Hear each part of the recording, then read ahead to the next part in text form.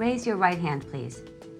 Do you swear to tell me the truth, the whole truth, and nothing but the truth? Yes. You may sit down. Thank you. When the officer brings you into his or her office, don't immediately sit down. The officer will first place you under oath and then tell you to be seated. Do you have your green card and photo identification? Yes. May I see them, please?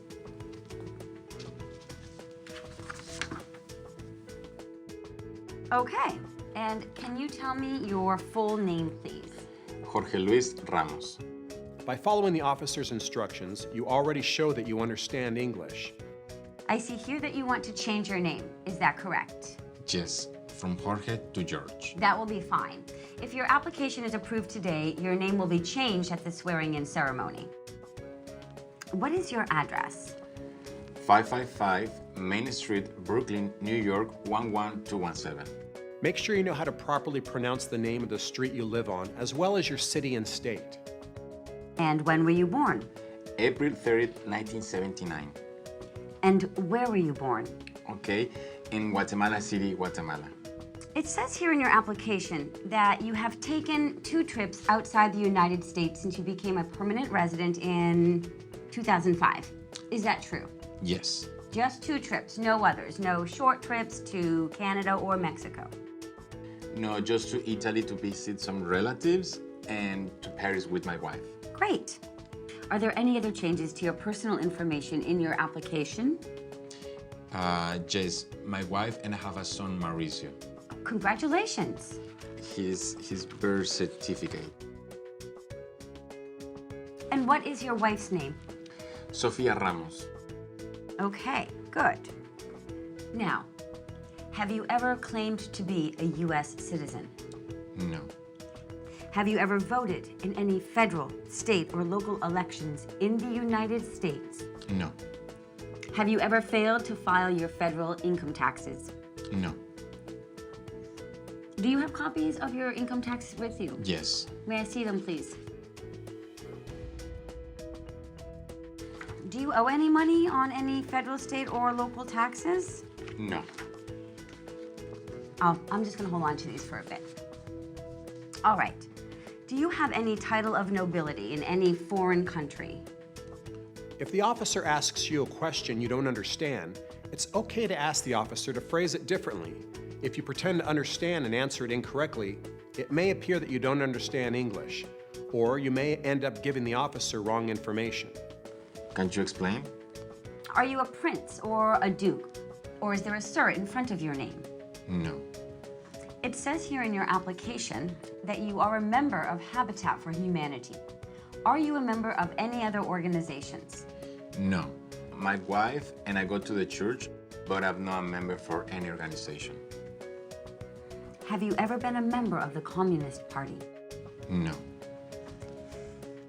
Have you ever been a member or in any way associated with, either directly or indirectly, a terrorist organization? No. Have you ever persecuted any person because of race, religion, political origin, membership in a particular social group, or political opinion?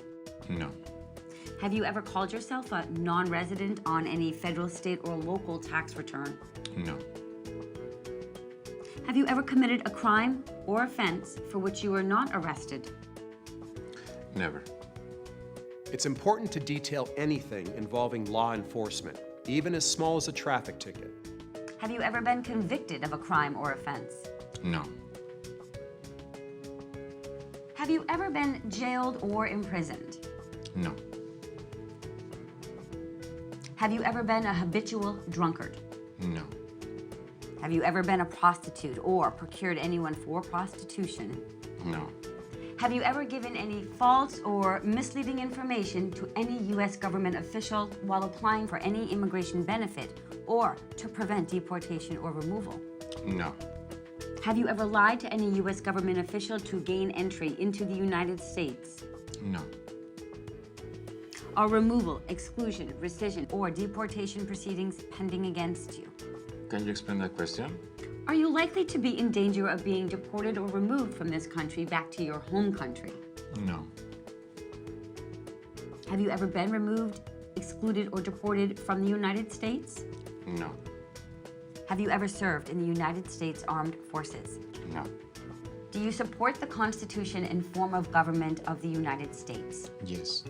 Do you understand the full oath of allegiance to the United States? Yes. Some people think the oath of allegiance is the same as the Pledge of Allegiance. We will explain the oath of allegiance in the study guide. Are you willing to take the full oath of allegiance to the United States? Yes. If the law requires it, are you willing to bear arms on behalf of the United States? Yes. If the law requires it, are you willing to perform non-combat services in the U.S. Armed Forces? Yes.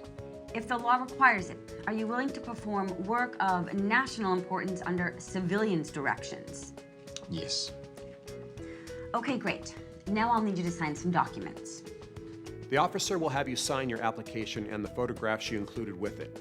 Next, she'll move on to the U.S. civics test and the English reading and writing test. In some cases, these tests might be done before the interview, and they may be done by a different immigration officer. Now, let's take the civics test. Why does the flag have 13 stripes? For the original 13 colonies. Correct. Why does the flag have 50 stars? One for every state. Right. When was the Constitution written? 1787. Good. Who was the president during World War I? Eisenhower. That's incorrect. It was Woodrow Wilson. Don't worry if you get one wrong. Remember, you only need to get 6 out of 10 questions correct. Who wrote the Declaration of Independence? Thomas Jefferson. Correct. What was one important thing that Abraham Lincoln did? He led the United States during the Civil War. Yes. What is the supreme law of the land? The Constitution. Congratulations, you passed the civics test. Now, let's test your reading and writing.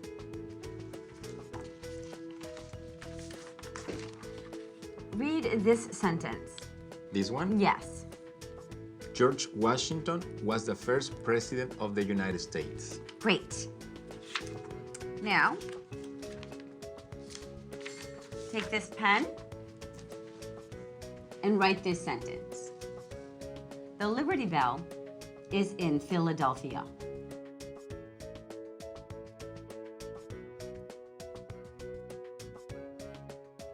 Okay, very good.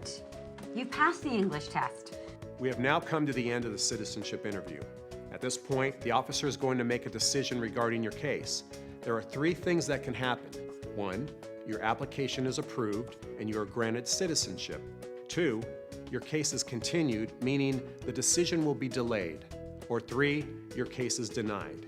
If your case is approved, you may be able to attend an oath ceremony that very day, or you'll receive a notice telling you when and where your ceremony will be. If your case is continued, either you failed the English language and civics test, or you failed to give the USCIS the correct documents. If you failed the English language and civics test, you will be asked to come back for a second interview.